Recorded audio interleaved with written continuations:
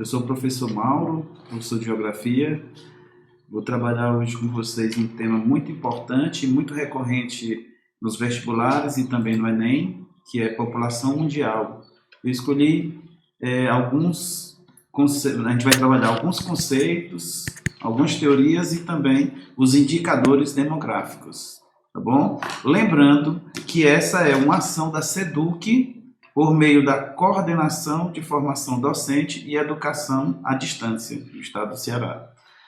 Um forte abraço a todos, principalmente aos alunos da Escola Monsenhor Aloísio Pinto. E esse tema eu escolhi devido à importância dele no mundo atual. A gente está vivenciando essa questão da pandemia que se alastra por todos os continentes e também devido à importância que dele está sempre presente no Enem, com uma, duas, às vezes até 3 questões, certo? Falar de população, né? Quando a gente fala de população, a gente vai perceber que é bastante complexo. Estudar a população é bastante complexo, porque a gente tem uma diversidade muito grande de acordo com a região, de acordo com o continente. A gente vai ter essa diversidade aí e as dimensões também, são várias dimensões. Estudar a população, a gente vai ter que compreender essa complexidade e essa diversidade aí, né? Então, quando eu falo o termo população, vamos logo para o primeiro conceito. População se refere ao conjunto de pessoas que vivem num determinado lugar, né, que pode ser uma cidade, a população sobralense, pode ser um estado, a população cearense, a população piauiense, a população do Rio de Janeiro, pode ser também a população mundial, né? E aí, lembrando que a população mundial hoje, nós temos cerca de 7,7 bilhões de habitantes. É muita gente para o nosso planeta, né? Estudar essa população numerosa, a gente vai poder compreender, né, a questão dos recursos naturais, a questão da organização de acordo com o nível de desenvolvimento, se um determinado país ele é desenvolvido ou não, tá ok? Tá? Então, existe uma ciência, um ramo da geografia que estuda a população com maior, abrange com maior intensidade, que é justamente a demografia, a parte da ciência, o ramo da ciência que estuda a população e as suas diferentes características. A demografia, ela traz dados, indicadores, informações sobre a população dos diversos países do mundo, ok? População, a gente vai ver que existe a população absoluta e a população também relativa, né? Quando a gente estuda a quantidade de pessoas que existe num lugar, por exemplo, a cidade de Sobral tem cerca de 210 mil habitantes. A gente está estudando a população absoluta. Então, é um número quantitativo, certo? É a população absoluta. A população absoluta brasileira está em torno de 210 milhões de habitantes, tá certo? E a população mundial absoluta do mundo é o quê? 7,7 bilhões de habitantes, tá? Já a população relativa, né, nós vamos perceber que a população relativa ela corresponde ao número total de habitantes por quilômetro quadrado, né? Quando a gente divide a população brasileira pela área, a gente vai ter a população relativa, né? O Brasil, a gente sabe que é o 5º maior país do mundo em extensão territorial. O Brasil tem cerca de 8.543.000 quilômetros quadrados. Nós sabemos que a população brasileira é em torno, atualmente, de 210 milhões de habitantes. Quando a gente divide, né, quando a gente faz essa divisão aí da população pela área, nós vamos ter cerca de 24 habitantes por quilômetro quadrado. Então, aí nós temos o que? A população relativa, tá certo? Fica ligado aí, minha gente, certo? Que a população relativa a gente também pode chamar de densidade demográfica, ou é a DD, densidade demográfica. A fórmula da DD, densidade demográfica, é população dividido pela área. tá? Então, muito cuidado aí, minha gente, muito cuidado com essa diferença entre população absoluta e população relativa, tá ok? A partir do momento que a gente sabe a população absoluta de um país e a população relativa de um país, a gente vai saber se esse país ele é um país populoso ou pouco populoso. Se esse país é povoado ou pouco povoado, né? No nosso país, o Brasil, com 210 milhões de habitantes, ele é considerado um país populoso. Era até há poucos anos atrás, 2, 3 anos atrás, o quinto país mais populoso do mundo, né? Falando nisso, nós vamos ver agora, falar a relação. Nós temos a China como o país mais populoso do mundo. A China tem cerca de 1,4 bilhão de habitantes. Representa em torno de 20% da população mundial. O segundo país mais populoso do mundo, nós temos a Índia, com 1,3 bilhão de habitantes, certo? Depois nós temos os Estados Unidos, com cerca de 330 milhões de habitantes, né? Nós temos a Indonésia, com 270 milhões de habitantes. Em quinto lugar, que ultrapassou o Brasil agora, nos 3 últimos anos, né? Nos 2 últimos anos, nós temos agora o Paquistão, né? Que é um país que tem um crescimento populacional muito intenso, e devido a essa velocidade, essa celeridade nesse crescimento populacional, ultrapassou o Brasil. Né? Eles estão com 216 milhões de habitantes, e o Brasil em torno de entre 210,9 milhões de habitantes. Esses são os países mais populosos do mundo, que apresentam as maiores populações, né? Quando a gente observa a distribuição da população, certo? A gente vai observar que ela é de maneira bastante irregular, né? Tanto no mundo como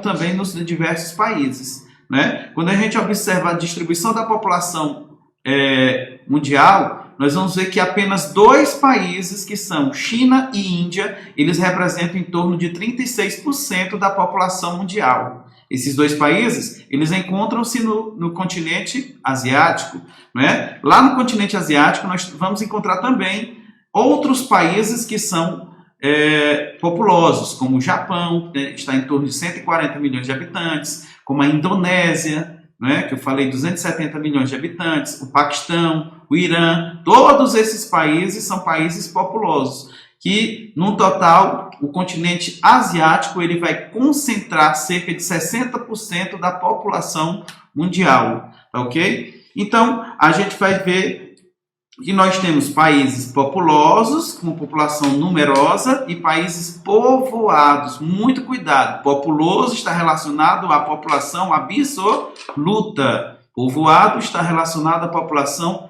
relativa. Nós temos países, como o Brasil citei, ele é populoso, mas ele é pouco povoado. Por que o Brasil é pouco povoado? Porque quando a gente divide essa população de 210 milhões de habitantes por 8,5 milhões de quilômetros quadrados, nós vamos ter apenas 24 habitantes por quilômetro quadrado. Essa densidade demográfica, essa população relativa é muito baixa. É muito baixa. Então a gente tem aí o Brasil como sendo um país populoso e pouco povoado. Vamos para um país que é populoso e também é povoado. Vamos lá. A gente tem a China.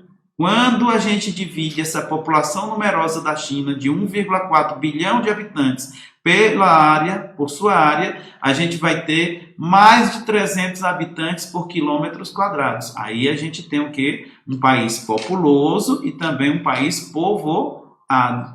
Nós vamos ter países que a população é pequena, né? Como nós temos Mônaco, nós temos Hong Kong, Singapura, o Vaticano. São países em que a população é pequena, então são países pouco populosos. Mas, quando a gente divide a população pela área, a gente vai ter o quê? Uma quantidade muito grande de pessoas por quilômetro quadrado. A gente vai ter uma densidade demográfica alta, né? A DD é alta, é elevada. Aí você fica atento que esse país, ele é o quê? Povoado. Povoado, tá certo? Ele é povoado. Então, nós temos países que são pouco populosos e pouco povoados. Eu vou dar um exemplo aqui do Canadá. O Canadá ainda não tem 40 milhões de habitantes, o Canadá tem 39 milhões de habitantes. Quando a gente divide a população do Canadá pela área, que o Canadá a gente sabe que é um país grande, é um dos maiores países do mundo. Quando a gente divide essa população pela área, a gente tem em torno de 4 habitantes por quilômetro quadrado. Então o Canadá ele é pouco populoso e ele é pouco povoado.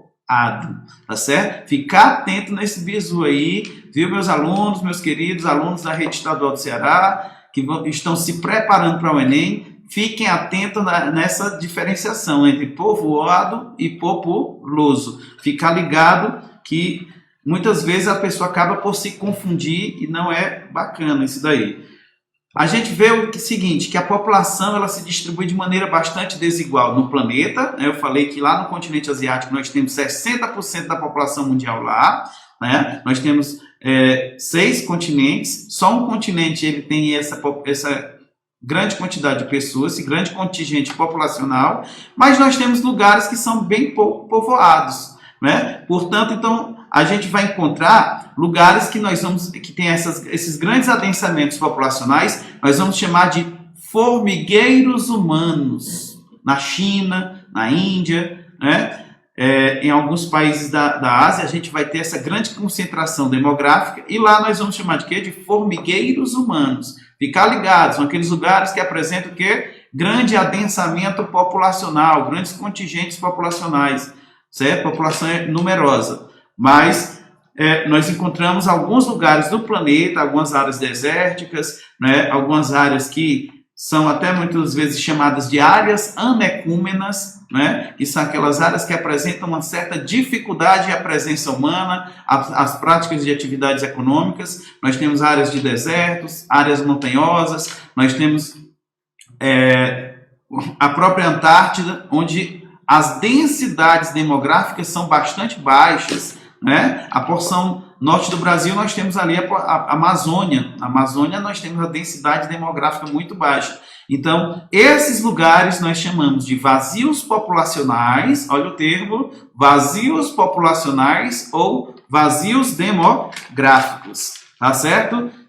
Então, fica ligado aí nesse termo, nessa expressão que eu trabalho muito, formigueiros humanos e vazios demográficos, que é interessante a gente ter esse conhecimento, né? Então, quando a gente estuda a população, a gente observa algumas cidades, elas são bastante numerosas. Nós temos São Paulo, Tóquio, nós temos Nova York e outras cidades do mundo que elas são bastante numerosas, né? Cidades que tiveram um ritmo de crescimento muito grande, certo? Algumas no século XX, outras no século XIX, tá certo? Ou XVIII, vai depender do processo de formação histórica e econômica desses países. E aí, por que a população de uma cidade cresce? Aqui no Brasil, nós temos cidades grandes, cidades médias e as cidades pequenas. Nós tivemos algumas cidades, como São Paulo, Brasília, Fortaleza, Rio de Janeiro, Belo Horizonte, cidades que tiveram, no século passado, um grande crescimento econômico, principalmente entre 1940 e 1980. Cidades que cresceram bastante, por diversos fatores. Por que a população de uma cidade cresce? Não só de uma cidade, podemos também perceber de um país. Por que ela cresce? Aí é detalhe, sempre eu pergunto, o menino diz, professor, mas todos os dias nascem pessoas.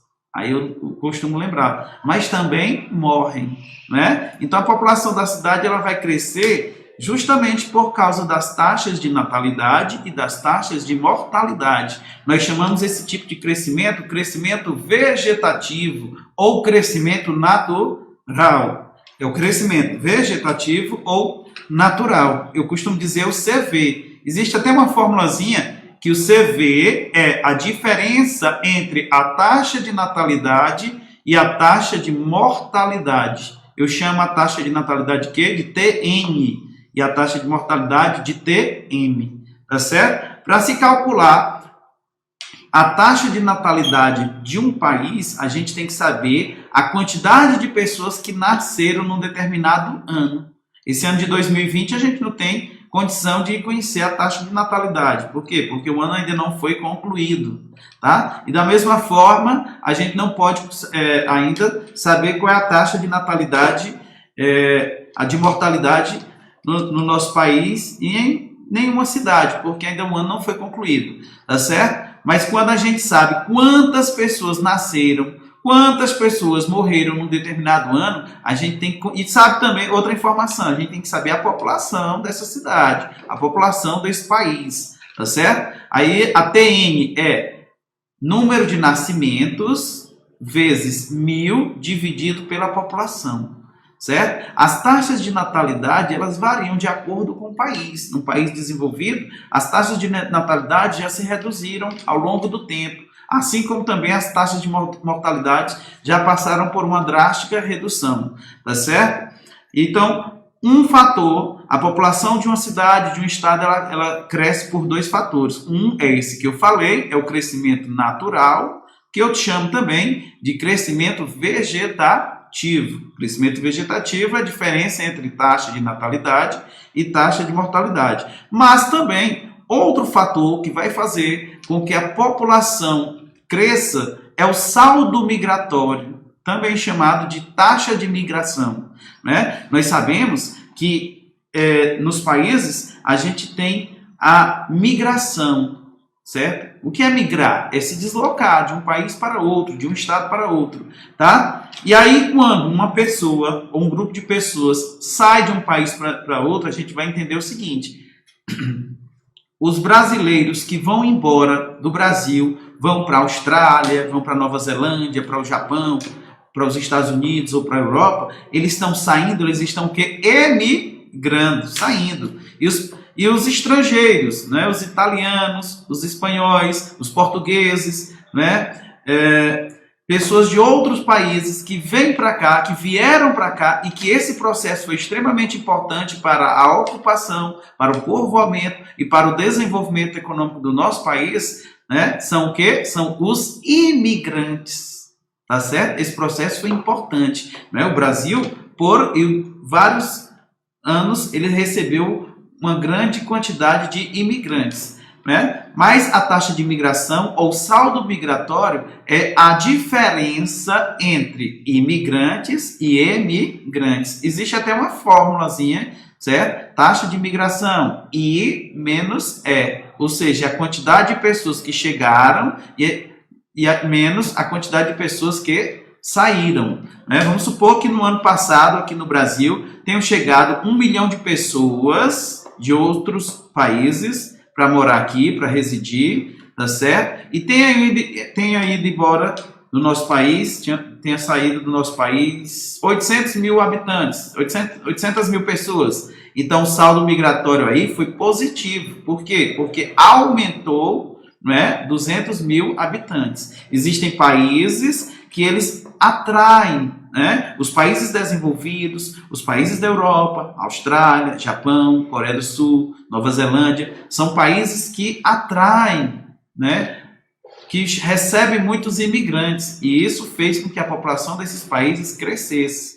Foi importante, tá? Então, só revendo, a população de um país, ela cresce por dois motivos principais, que é o crescimento vegetativo. Já coloquei esse tipo de questão na prova, lá dos meus alunos do segundo ano, tá certo? Mas já caíram várias questões nos mais diversos vestibulares e é importante ficar atento. Saldo migratório ou taxa de migração, certo? E crescimento natural ou vegetativo, tá certo?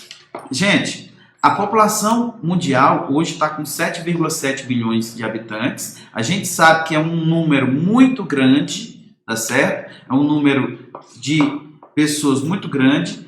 Há uma preocupação por parte de estudiosos, de cientistas, de ambientalistas com relação aos recursos naturais, ok? A gente tem essa população.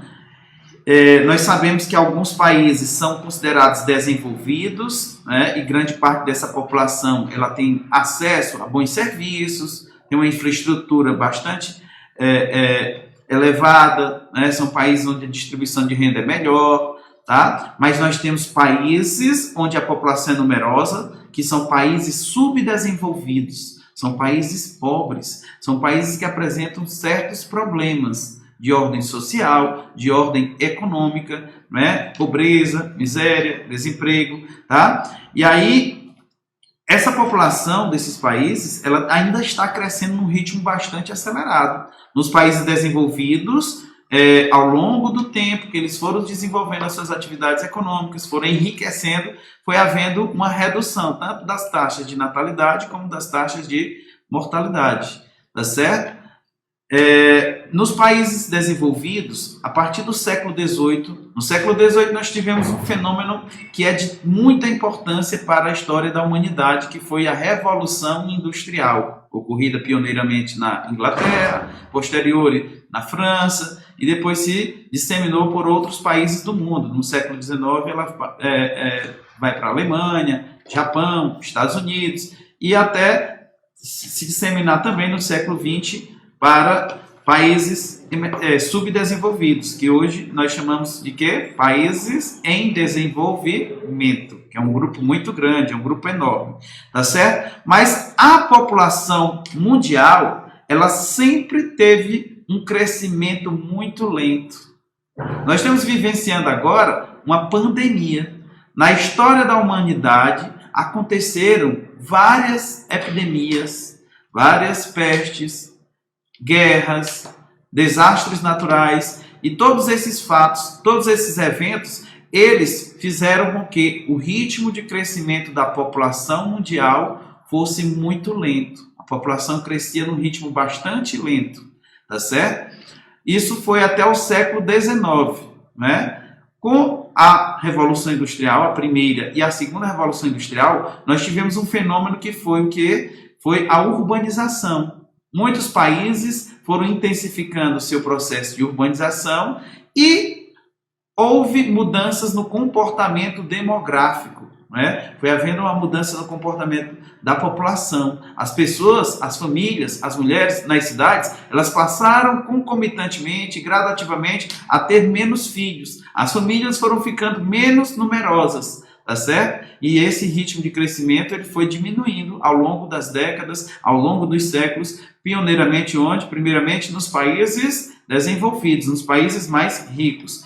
E no século XX a gente tem também essas transformações em alguns países subdesenvolvidos, que são chamados de países emergentes, que são países que se industrializaram e concomitantemente passaram também por um processo de urbanização. O Brasil é um exemplo disso, né? Nós tivemos um período de explosão demográfica, um período de grande crescimento econômico, mas já nas últimas décadas do século XX, a gente começa a perceber a queda do crescimento vegetativo, do crescimento populacional, tá bom? Então, no século XVIII, começa a se observar esse ritmo de crescimento, né? Até o século XIX, 18, 19, nós tínhamos as taxas de natalidade altas e as taxas de mortalidade também altas, porém, né, uma bem próxima da outra, né? Os casais tinham muitos filhos, 10 filhos, 12 filhos, até 14, 15, 16, certo? Isso no século XIX, século XVIII. Mas devido às pestes, às doenças, às epidemias, às guerras, aos desastres naturais, né? A medicina ainda não era tão avançada, poucos medicamentos, tudo isso fazia com que as taxas de mortalidade também fossem muito altas. Então, natalidade alta, mortalidade também alta e bem próxima. Então, ritmo de crescimento muito lento. Ritmo de crescimento muito lento.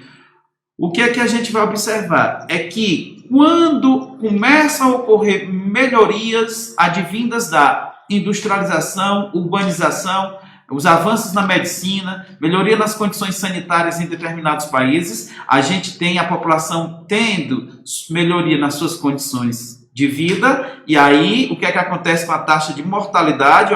Cai, a taxa de mortalidade cai. E aí esse distanciamento entre a TN, natalidade, e a TN faz justamente com que o ritmo de crescimento da população seja cada vez maior. A população vai crescer num ritmo maior. E isso gera uma certa preocupação, certo? Alguns estudiosos, economistas, começam a observar isso e achar isso preocupante. Dentre eles, nós vamos ter um demógrafo, um economista, um pastor anglicano chamado de Thomas Robert Malthus, né? Foi ele que lançou a primeira teoria demográfica que nós chamamos de teoria de Malthus, né? Eu elenquei para vocês 3 teorias que são as mais recorrentes, são as mais importantes. Existem outras, mas eu elenquei para vocês, por exemplo, a teoria de Malthus, né? Thomas Robert Malthus, já no finalzinho do século XVIII, né? Por volta de 1798, o Thomas Robert Malthus, ele em seu livro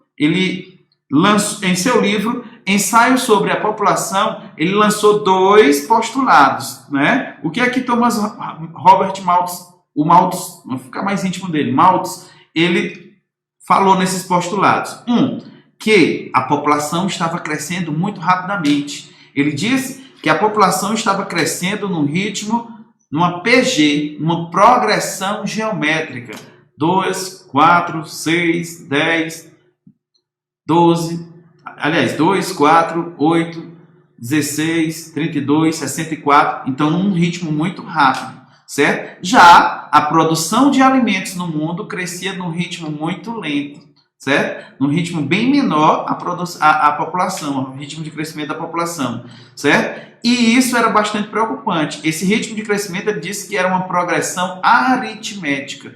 Então, a preocupação de Thomas Robert Malthus era o seguinte, é que num determinado momento da história,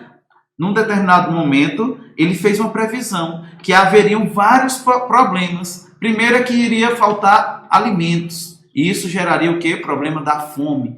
Com o problema da fome surge o quê? A miséria, a pobreza, o desemprego. E isso, as nações passariam a se conflituar. As sociedades, os países passariam a se conflituar, culminando com guerras, né? Com guerras e com outros problemas. Então, Thomas Robert Malthus, em seu livro Ensaio sobre a População, ele fez algumas propostas aí para diminuir, para frear esse ritmo de crescimento da população. Uma dessas propostas foi a postergação dos casamentos, né? Olha só, fica ligado. Postergar os casamentos, adiar. Para ele, os casais casando após os 30 anos de idade, eles teriam uma quantidade menor de filhos, tá certo? Ele propôs também um planejamento familiar, né? Que os casais tivessem pelo menos 2 filhos, 1 filho, ou a quantidade de filhos que eles realmente pudessem criar, certo? Realmente pudessem criar. E aí, um planejamento, surge aí, ó, planejamento familiar, certo? Ele disse o seguinte, também, no seu livro ele falava muito nesse termo, que cai bastante, que é a sujeição moral.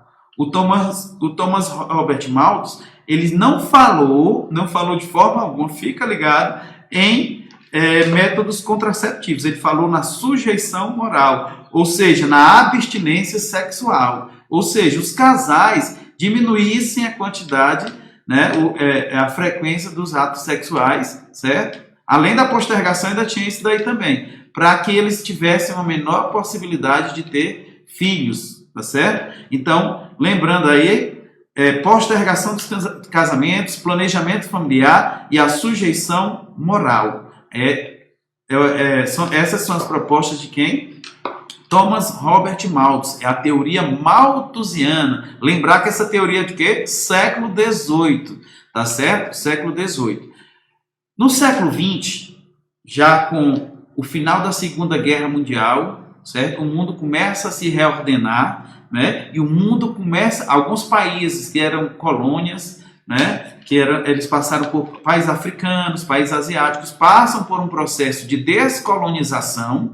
O que é que acontece? O mundo passa a perceber a pobreza que existe nesses países, tá certo? E aí, com o final da Segunda Guerra Mundial, houve uma conferência nos Estados Unidos. Essa conferência foi em São Francisco, é a Conferência de São Francisco, onde foi criada a ONU, onde algumas decisões internacionais aconteceram, principalmente a fim de diminuir essas desigualdades. É aí que se percebe a existência de um mundo pobre, muito pobre, que são os países subdesenvolvidos. É aí que percebe o distanciamento entre países pobres e países ricos, que é muito distante.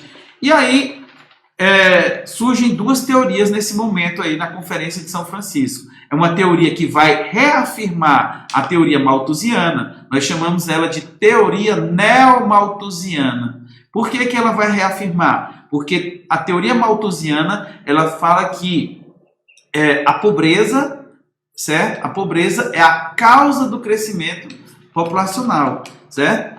Então, a gente vai ver que essa teoria malthusiana também, neomalthusiana, ela reafirma isso daí. Ela é defendida prioritariamente pelos países desenvolvidos, tá certo? E eles vão direcionar para que os governos dos países subdesenvolvidos, os países mais pobres, adotem certas políticas, como políticas de controle da natalidade, tá bom?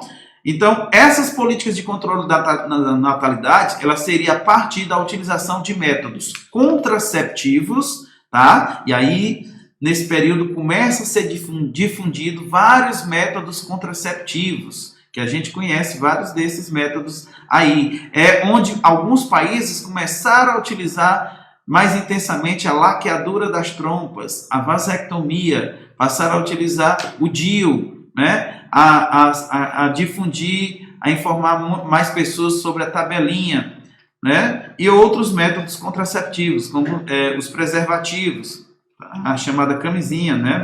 É o preservativo.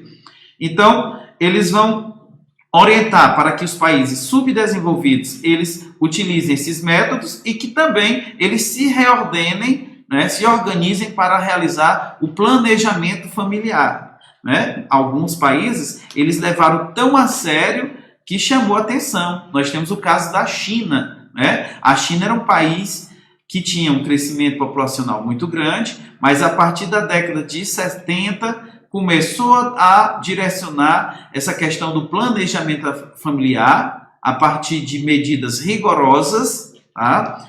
De medidas bastante rigorosas, e houve uma brusca redução do ritmo de crescimento da população de seu país, tá certo?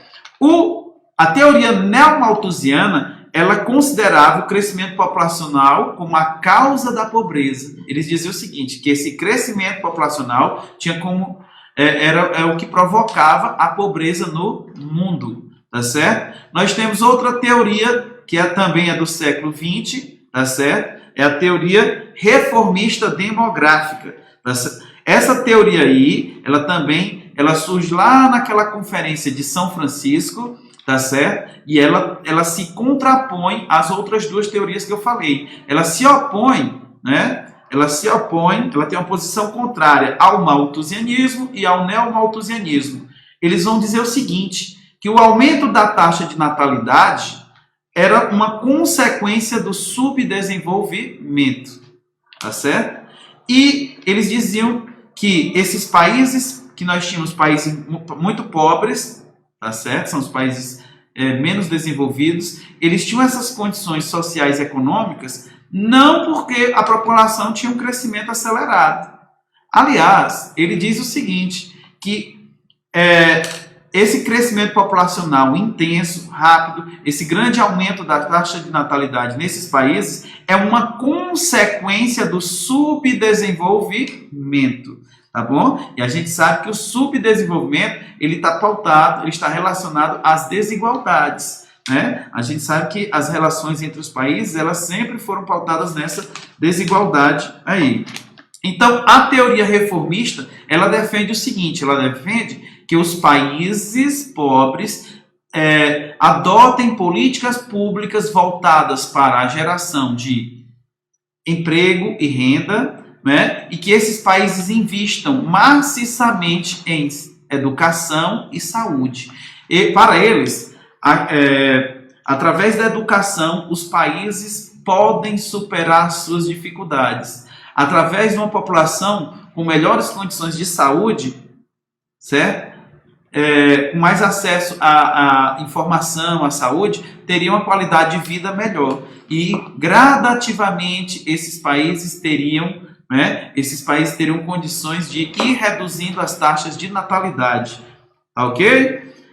Gente, eu também trouxe para vocês alguns indicadores que eu acho bastante interessante vocês fazerem esse estudo, certo? Aqui eu só estou dando essas orientações, esses bizus, né? Eu disse para vocês, são os indicadores demográficos. Alguns até falei aqui já. Taxa de natalidade, procurem dar uma lidinha. Taxa de natalidade, taxa de mortalidade, crescimento, taxa de analfabetismo, tá bom? Mas dentre os indicadores, é muito importante, que eu vou já falar para vocês. Esses indicadores, eles são extremamente importantes. Esses indicadores, eles são essenciais, né? Porque é a partir dele que os países, né, e o mundo de um modo geral, ele pode avaliar, né, o nível de condições de vida de suas respectivas populações. A partir do momento que um país ele tem acesso a essas informações, esses dados, né, ele pode adotar determinadas medidas, determinadas políticas públicas para sanar, né, para diminuir esses problemas de ordem social, esses problemas de ordem econômica, né? Então, dentre os indicadores, o indicador muito importante é o IDH. IDH quer dizer Índice de Desenvolvimento Humano. É esse índice que vai dizer se um país é desenvolvido, é esse índice que vai dizer se um país é subdesenvolvido, tá certo? É o IDH. O IDH, ele varia de 0 a 1. Nós temos países que já estão bem mais próximos de 1. Países que estão em torno de 0,855, 0,9. Esses países são justamente aqueles países que já superaram dificuldades. São países que grande parte da população teve acesso a melhorias nas condições sanitárias, na distribuição da renda, né? E essa melhoria nas condições de saúde. E aí, esse IDH desses países é mais elevado. Nós temos o IDH de países pobres, muito pobres, subdesenvolvidos. Nós temos aí, portanto, países do continente africano, do continente asiático, aqui da América Latina, que ainda apresentam uma certa dificuldade, o IDH abaixo de 0,5, 0,555, então o IDH baixo.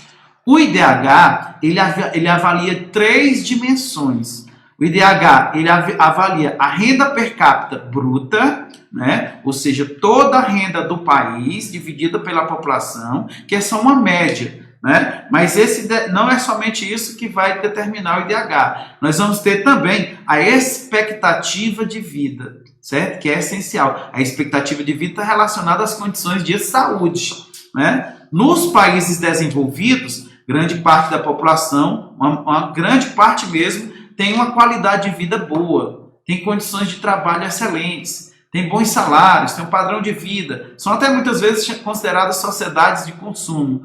Então, essas pessoas, elas tendem a viver mais. Hoje nós temos países em que a expectativa de vida é acima dos 80 anos. Dentre eles a Suécia, dentre eles nós temos a Alemanha, nós temos o Japão, que é o país que apresenta a maior expectativa de vida. A expectativa de vida é um indicador, tá certo? A expectativa de vida é um indicador extremamente importante. É ele que vai dizer se um país, ele também vai determinar o nível de desenvolvimento de um país, se um país é desenvolvido ou não, tá ok?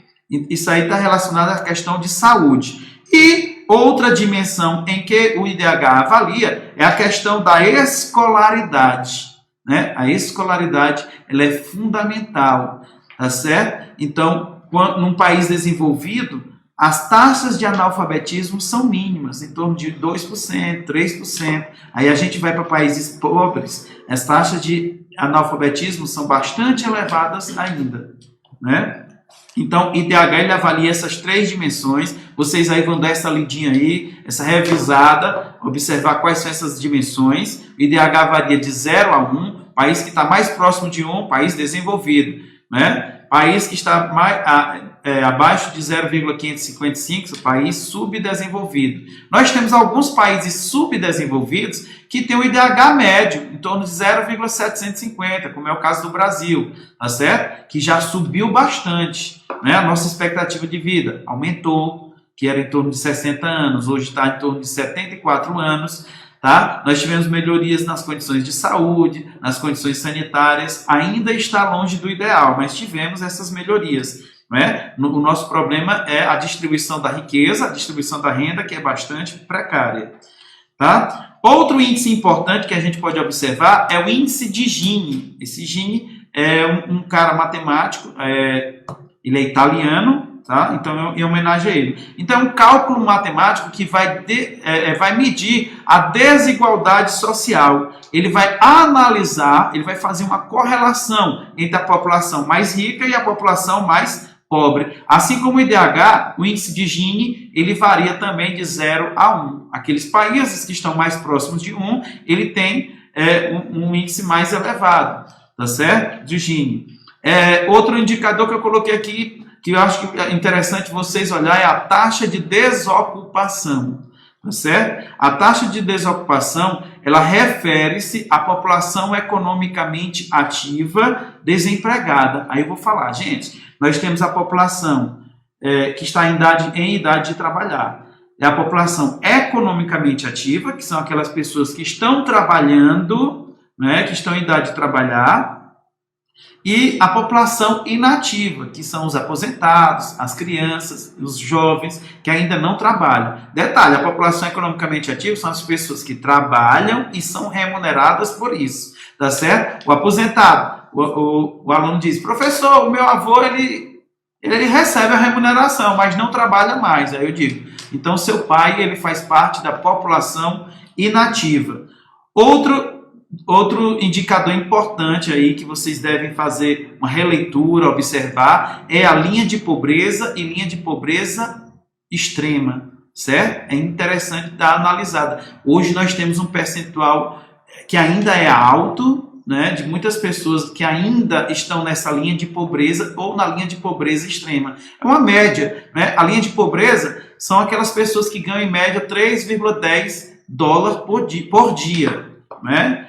E que só dá para garantir algumas necessidades básicas. A linha de pobreza extrema são aquelas pessoas que recebem por dia, elas recebem em média 1,90 dólar. E aí só dá para se alimentar e a gente sabe que muito mal, tá bom? Então dê uma lidinha também na linha de pobreza, outro indicador. Outro indicador importante da gente saber é a taxa de mortalidade infantil, né? Essa taxa de mortalidade infantil, ela reflete-se de forma diferenciada. Nos países desenvolvidos, ela é bastante reduzida. Né? Por quê? Porque são países que apresentam excelentes condições de vida para a maioria de sua população. Já nos países pobres e muito pobres, a gente vai encontrar, nesses países, ainda uma taxa de mortalidade infantil alta, né? Muito alta.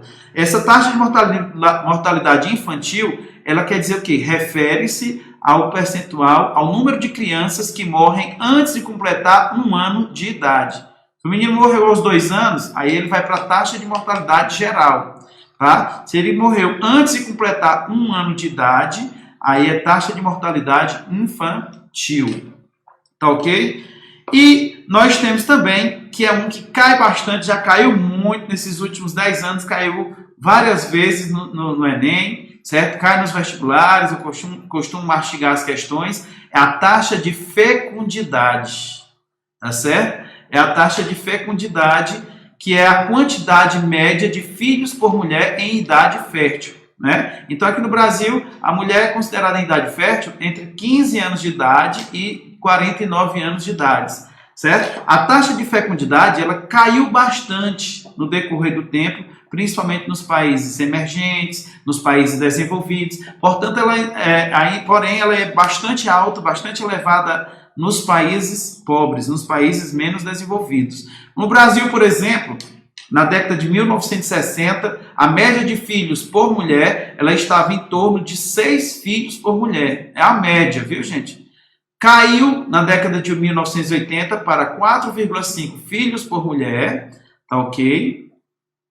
E hoje ela está em torno, nos anos 2000 caiu para 2,2 e em 2010, de 2010 para cá, nós estamos entre 1,8 e 1,9 filho por mulher. Já é um pouco preocupante. Por quê? Porque já nós temos uma taxa de reposição. A taxa de reposição é em torno de 2,1 filho por mulher, tá certo? Abaixo disso, quer dizer que a população ela precisa estimular o crescimento, estimular a fecundidade e para repor a mão de obra.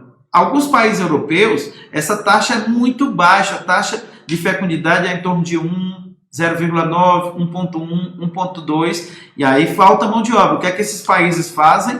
Eles estimulam a chegada de pessoas de outros países, de imigrantes, para contemplar, para compor, constituir a mão de obra, tá bom? Então, gente, eu trabalhei aqui com vocês a população mundial sobre 3 dimensões. Eu trabalhei os conceitos, eu trabalhei as teorias, as 3 teorias aí que são bastante pertinentes, é interessante vocês estudarem, e trabalhei também os indicadores demográficos, tá? Eu agora vou responder algumas perguntas, eu vou olhar se tem, não tem pergunta não, né? Então, gente, eu gostaria de agradecer ao convite que foi feito, certo, para essa live. Eu acho bastante salutar, bastante importante esses momentos em que alguns professores vêm aqui expor conteúdos, tá certo? Nós estamos agora vivenciando essa epidemia, mas a gente percebe que há uma organização muito interessante das escolas em estar levando ao aluno de forma diferenciada, essas aulas de forma remota, com vídeos, com textos direcionados, com questões. E aí eu queria parabenizar aos professores, aos gestores e aos alunos que estão empenhados nesse momento, aos alunos que vão fazer também o Enem. Eu desejo a vocês muito foco, muita força, que nós estamos aqui para apoiar vocês. Um forte abraço a todos. Muito obrigado.